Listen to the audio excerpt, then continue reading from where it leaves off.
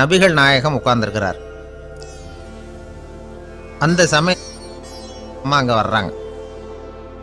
அவங்க கையில் திராட்சை பழ கொத்து அதை கொண்டுக்கிட்டு வந்து நபிகள் கிட்ட கொடுக்குறாங்க. சாப்பிடுங்க அப்படின்னு சொல்லி ரொம்ப அன்பாக வேண்டிக்கிறாங்க. நபிகள் நாயகமும் ரொம்ப பிரியமாக அதை வாங்கிக்கிட்டார். அதுக்கப்புறம் அதை சாப்பிட ஆரம்பித்தார். நபிகள் நாயகம் மதீனாவில் தங்கியிருந்தப்போ இது மாதிரி நிறைய பேர் பழங்களையும் தின்பண்டங்களையும் கொண்டுகிட்டு வந்து கொடுக்கறது வழக்கம். நபிகள் நாயகம் என்ன பண்ணுவார்னா அதையெல்லாம் வாங்குவார். உடனே பக்கத்தில் இருக்கிற தோழர்கள் எல்லாருக்கும் பகிர்ந்து கொடுப்பார், தானும் சாப்பிடுவார். இதுதான் எப்போதும் வழக்கம். ஆனால் இந்த தடவை என்னாச்சு தெரியுமா? அவர் அப்படி பண்ணலை. ஒவ்வொரு பழமாக எடுத்து தானே சாப்பிட்டுக்கிட்டு இருக்கிறார். அவர் விருப்பமாக சாப்பிடுகிற காட்சியை ஆசை தீர பார்த்துக்கிட்டு இருந்தாங்க அந்த வயசான அம்மா, அந்த பழத்தை கொடுத்தவங்க. அவங்களுக்கு ரொம்ப மகிழ்ச்சியாக இருந்தது, மன நிறைவாக இருந்தது. நாம் ஆசையாக கொண்டுகிட்டு வந்து கொடுக்குற பழத்தை நபிகள் நாயகம் இவ்வளோ பிரியமாக சாப்பிட்றாரே அப்படின்னு நினச்சி ரொம்ப சந்தோஷப்பட்டாங்க. அதுக்கப்புறம் அங்கேருந்து அவங்க புறப்பட்டு போயிட்டாங்க. அந்த அம்மா போனதுக்கப்புறம் பக்கத்தில் இருந்த தோழர்கள் பேச ஆரம்பித்தாங்க. ஏன்னா அவங்களுக்கு சந்தேகம், இன்றைக்கி வித்தியாசமாக நடந்துக்கிட்டாரே அப்படின்னு. அண்ணலே, எது உங்களுக்கு வந்தாலும் எங்கள் எல்லாருக்கும் கொடுத்துட்டு தான் நீங்கள் சாப்பிடுவீங்க. இன்றைக்கி மட்டும் நீங்கள் அப்படி செய்யலையே, எல்லா பழத்தையும் நீங்களே சாப்பிட்டீங்களே, அதுக்கு என்ன காரணம் அப்படின்னு கேட்டாங்க.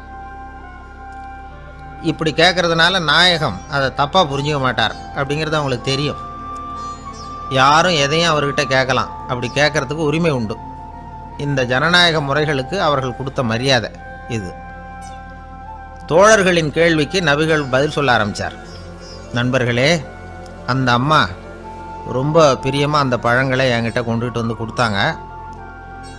முதல்ல ஒரு பழத்தை எடுத்து வாயில் போட்டு பார்த்தேன். அது ரொம்ப புளிப்பாக இருந்தது, சாப்பிட்றது ரொம்ப கஷ்டம்.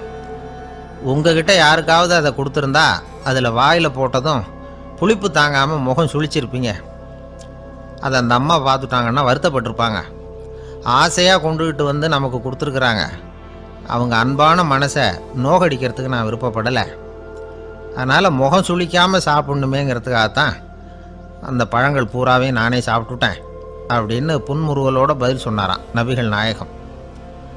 இன்னொருத்தர் மனசு புண்படக்கூடாதுங்கிறதுக்காக புளிப்பையும் இனிப்பாக ஏற்றுக்கொள்ளுகிற பண்பாடு இருக்குது பாருங்கள், அது ஒரு பெரிய நாகரிகம். அது எல்லாருக்கும் சுலபமாக வந்துடாது. நல்லா இருக்கிற பழத்தையே என்ன இவ்வளவு மோசமாக இருக்கேன்னு சொல்லுகிறவர்கள் தான் நம்மக்கிட்ட அதிகம்.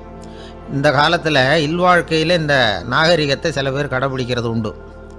நல்லா இருக்கோ இல்லையோ முகம் சுளிக்காமல் சாப்பிட்ருவாங்க. ஏன்னு கேட்டால், எதுக்காக சார் வீண் வம்பு, ஏதோ நமக்குன்னு கொடுத்து வச்சது அவ்வளவுதான் அப்படின்னு நினச்சிக்கிட்டு போக வேண்டியது தானே அப்படிம்பாங்க. இவங்கெல்லாம் கூட ஒரு விதத்தில் பண்பாடு தெரிஞ்சவர்கள் தான். இப்போ ஒரு ஆள் ஊரெலாம் சுற்றி விட்டு கடைசியில் அழுத்து போய் ஒரு ஹோட்டலுக்குள்ளே நுழைஞ்சானான். ரொம்ப களைப்பாக இருந்தது அவனுக்கு. அதனால் ரொம்ப களைப்படைஞ்சு போய் ஒரு நாற்காலியில் போய் உட்காந்துருக்கிறான்.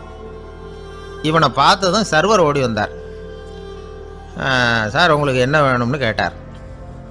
எனக்கு தேவை 2 தோசையும் கொஞ்சம் அன்பான வார்த்தைகளும் அப்படின்னா. சர்வர் உள்ளே போனார், 2 தோசையை கொண்டாந்து வச்சார். அன்பான வார்த்தை கேட்டனே அப்படின்னா இவன். சர்வர் ரொம்ப பணிவாக குனிஞ்சு இவன் காதோரமாக சொன்னார், ஐயா, இந்த தோசையை சாப்பிட்றாதீங்க, புளிச்சு போன பழைய மாவு அப்படின்னார். இது பாருங்கள், அன்பான வார்த்தையும் 2 தோசையும் கேட்டார், கொண்டாந்து கொடுத்துட்டார். இப்படி இருக்கிறவர்களும் இன்றைய மனிதர்களில் அதிகம். அதனால் மனிதர்கள் ஒவ்வொருத்தரும் ஒவ்வொரு விதம்.